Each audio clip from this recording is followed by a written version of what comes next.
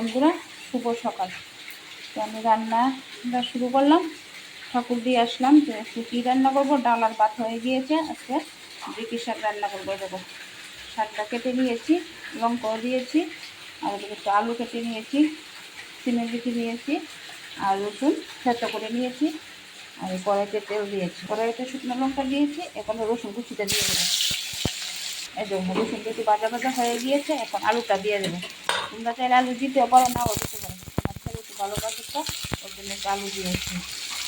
আর অন্যান্য জিনিসপত্রের সঙ্গে তো মাছ টাছ রান্না শেয়ার হয়ে আসছে, শাক রান্না। আমি কীভাবে শাকটা রান্না করি সেটা তোমাদের সঙ্গে শেয়ার করছি। আলুটা একটু হালকা করে ভেজে নিয়েছি, শাকটা দিয়ে দেবো।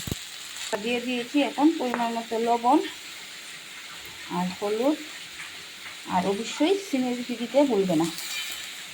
এই দেখুন শাকের কালারটা খুব সুন্দর হয়েছে। আর আমার শাক রান্নাটা যদি ভালো লাগে অবশ্যই কিন্তু লাইক শেয়ার কমেন্ট করতে ভুলবে না। ভিডিওটা বেশি বেশি করে শেয়ার করবে। হ্যাঁ দেখো বন্ধুরা, আমার শাক হয়ে গিয়েছে। এখন নামিয়ে ফেলবো। আমার শাক রান্নাটা কেমন তোমাদের লেগেছে অবশ্যই আমাকে কমেন্টে জানাবে।